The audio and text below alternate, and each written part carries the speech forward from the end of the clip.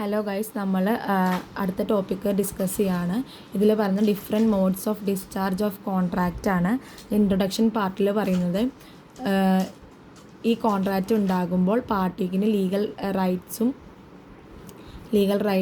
Legal ഒബ്ലിഗേഷൻസും ഡ്യൂട്ടീസും ഉണ്ടാകും. ഈ obligations perform ചെയ്യുന്നത് വേറെയോ അല്ലെങ്കിൽ ലോ പ്രകാരം ടെർമിനേറ്റ് ചെയ്യുന്നവരെയോ കണ്ടിന്യൂ ചെയ്യും. ഈ കോൺട്രാക്ച്വൽ ഒബ്ലിഗേഷൻസ് അവസാനിക്കുന്നതിന് ഡിസ്ചാർജ് ഓഫ് കോൺട്രാക്റ്റ് എന്ന് പറയുന്നു. കോൺട്രാക്റ്റ് ഡിസ്ചാർജ് ആയാൽ പാർട്ടീസിന് ഇനി ആ കോൺട്രാക്റ്റിൽ പറഞ്ഞ ഡ്യൂട്ടീസ് പെർഫോം ചെയ്യേണ്ട ആവശ്യമില്ല. Indian contract act 1872 contract discharge ആക്കാൻ പല ലീഗൽ മെത്തേഡ്സ് റെക്കഗ്നൈസ് ചെയ്യുന്നു. ഇത് കോൺട്രാക്റ്റ് അന്ധമായി തുടരാതിരിക്കാനും പാർട്ടീസിനെ ലീഗൽ ഒബ്ലിഗേഷൻസിൽ നിന്ന് റിലീസ് ചെയ്യാനും സഹായിക്കുന്നു. Meaning of discharge of contract ഇതിൽ പറയുന്നത് ഡിസ്ചാർജ് ഓഫ് കോൺട്രാക്റ്റ് എന്നാൽ പാർട്ടീസിൻ്റെ ഇടയിൽ കോൺട്രാക്ച്വൽ റിലേഷൻഷിപ്പ് അവസാനിക്കുന്നതാണ്. കോൺട്രാക്ച്വൽ ഡിസ്ചാർജ് ആയ റൈറ്റ്സ് അവസാനിക്കും, ലയബിലിറ്റീസ് അല്ലെങ്കിൽ ഒബ്ലിഗേഷൻസ് അവസാനിക്കും. പാർട്ടീസിന് ഇനി കോൺട്രാക്റ്റ് പെർഫോം ചെയ്യേണ്ട ആവശ്യമില്ല. ഒരു കോൺട്രാക്റ്റ് ഡിസ്ചാർജ് ആകുന്നത് ഒബ്ലിഗേഷൻസ് കംപ്ലീറ്റ് ആയി പെർഫോം ചെയ്ത് കൊണ്ടോ അല്ലെങ്കിൽ ലോ റെക്കഗ്നൈസ് ചെയ്യുന്നത് സർക്കംസ്റ്റൻസ് കൊണ്ടോ ആകാം. ഇനിയാണ് modes of contract. Modes of discharge of contract. ആദ്യത്തെ ഇതാണ് ഡിസ്ചാർജ് ബൈ പെർഫോമൻസ്. ഇതിൽ പറയുന്നത് ഇതാണ് ഏറ്റവും കോമൺ ആയിട്ടുള്ള ഡിസ്ചാർജ് മെത്തേഡ്. രണ്ട് പാർട്ടീസും കോൺട്രാക്റ്റിൽ പറഞ്ഞതുപോലെ പ്രോമിസസ് പെർഫോം ചെയ്ത് കോൺട്രാക്റ്റ് അവസാനിക്കും. പെർഫോം രണ്ട് തരത്തിലാണുള്ളത് പെർഫോമൻസ്. ആക്ച്വൽ പെർഫോമൻസും അറ്റംപ്റ്റ് പെർഫോമൻസും. ആക്ച്വൽ പെർഫോമൻസ് എന്ന് പറഞ്ഞാൽ കോൺട്രാക്റ്റിൽ പറഞ്ഞത് പൂർണ്ണമായി ചെയ്യുന്നത്. അറ്റംപ്റ്റ് പെർഫോമൻസ് എന്ന് പറഞ്ഞാൽ ടെൻഡർ. ഒരു പാർട്ടി തൻ്റെ ഡ്യൂട്ടി പെർഫോം ചെയ്യാൻ റെഡിയാണ്, പക്ഷെ മറ്റൊരു പാർട്ടി അക്സെപ്റ്റ് ചെയ്യുന്നില്ല. അപ്പോൾ പെർഫോം ചെയ്യാൻ ഓൾറെഡി ആയിരുന്ന പാർട്ടിയുടെ ഒബ്ലിഗേഷൻസ് അവസാനിക്കും. എക്സാമ്പിൾ എന്ന് പറഞ്ഞു കഴിഞ്ഞാൽ A-Bക്ക് ഗുഡ്സ് ഡെലിവറി ചെയ്യാം എന്ന് പറഞ്ഞു. കോൺട്രാക്റ്റ് ഡേറ്റിൽ ഗുഡ്സ് ഡെലിവറി ചെയ്തു, കോൺട്രാക്റ്റ് ഡിസ്ചാർജ് ആയി. മൂന്നാമത്തെയാണ്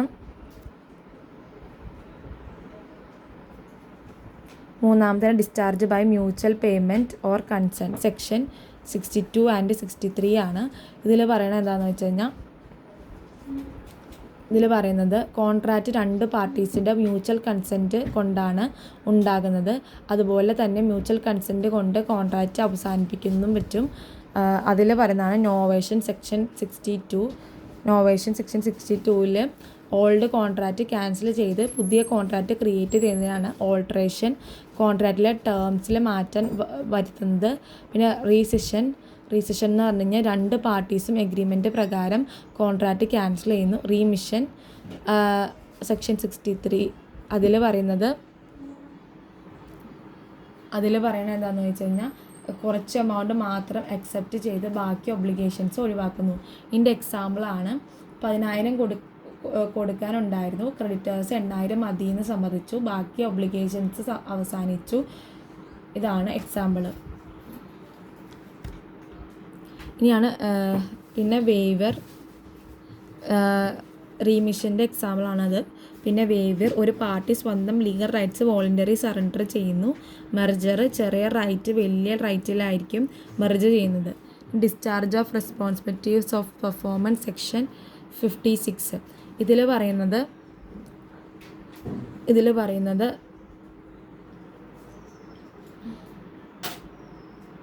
കോൺട്രാക്റ്റ് ഉണ്ടാക്കി കഴിഞ്ഞ് ആരായാലും ഫോൾട്ട് ഇല്ലാതെ കോൺട്രാക്റ്റ് പെർഫോം ചെയ്യാൻ പറ്റാത്ത സിറ്റുവേഷൻ വന്നാൽ കോൺട്രാക്റ്റ് ഡിസ്ചാർജ് ആകും. ഇതിന് ഡോക്ട്രൈൻ ഓഫ് ഫ്രസ്ട്രേഷൻ എന്ന് പറയും. സെക്ഷൻ 56 പ്രകാരം ആദ്യം മുതൽ ഇമ്പോസിബിൾ ആക്ട് ചെയ്യുന്നുള്ള എഗ്രിമെൻറ്റ് വോയിഡാണ്. പിന്നിട്ട് പെർഫോമൻസ് ഇമ്പോസിബിൾ അല്ലെങ്കിൽ അൺലോഫുൾ ആയ കോൺട്രാക്റ്റ് വോയിഡാണ്. റീച്ച് എന്ന് പറഞ്ഞാൽ സബ്ജക്റ്റ് മാറ്റർ നശിക്കുക, മരണം, ഇൻകപ്പാസിറ്റി, ലോ മാറുക, വാർ ഉണ്ടാവുക, ഗവൺമെൻറ് റെസ്ട്രിക്ഷൻ, മറ്റ് അൺഫോർസിൻ ഇവൻറ്റ്. പിന്നെ എക്സാമ്പിളാണ് കൺസേർട്ട് നടക്കാനുള്ള മ്യൂസിക് ഹാള് തീ പിടിച്ച് നശിച്ചു, കൺസേർട്ട് നടത്താൻ പറ്റിയില്ല, കോൺട്രാക്റ്റ് ഡിസ്ചാർജ് ആയി. ഡിസ്ചാർജ് ഓഫ്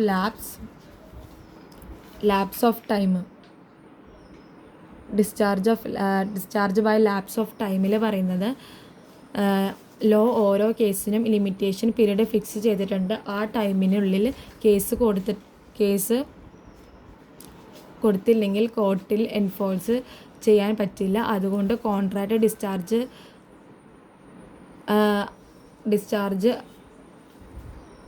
ഡിസ്ചാർജ് ആയതായി കണക്കാക്കുന്നു. ഇതിൻ്റെ എക്സാമ്പിളാണ്.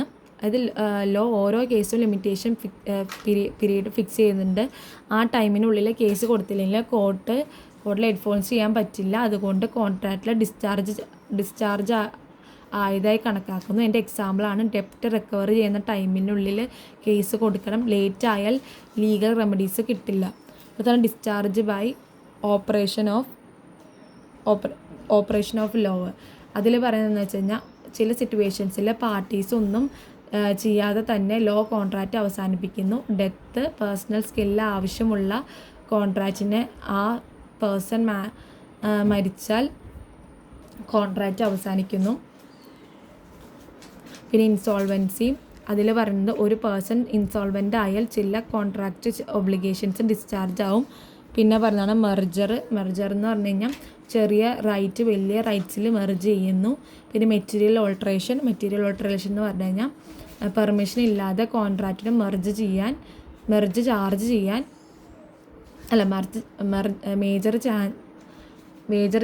പെർമിഷൻ ഇല്ലാതെ കോൺട്രാക്റ്റിൽ മേജർ ചേഞ്ച് വരുത്തിയാൽ കോൺട്രാക്റ്റ് ഡിസ്ചാർജ് ആകും. ഇതിൻ്റെ എക്സാമ്പിളാണ് സിംഗർ കൺസേർട്ട് നടത്തിയിരുന്നു.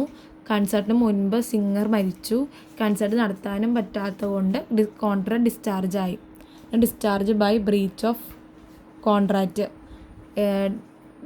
കോൺട്രാക്റ്റ് ഡിസ്ചാർജ് ആയത്.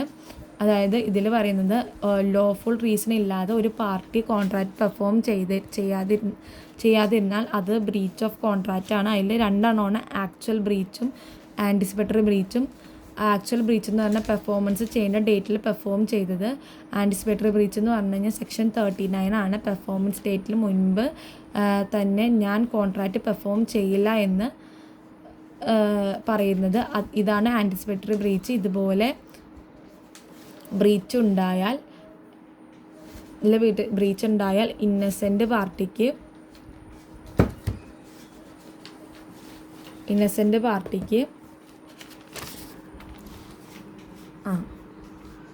പാർട്ടിക്ക് ഡാമേജ് ക്ലെയിം ചെയ്യാം. കോൺട്രാക്റ്റ് ക്യാൻസൽ ചെയ്യാം. സ്പെസിഫിക് പെർഫോമൻസ് ഡിമാൻഡ് ചെയ്യാം.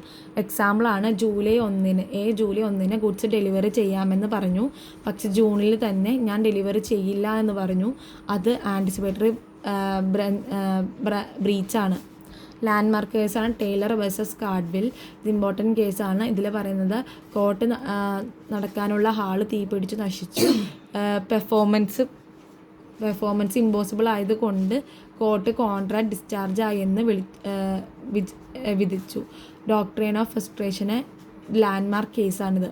പിന്നെ സത്യബ്രത ഗ്രോസ് versus Mugneeram Bangalore versus company.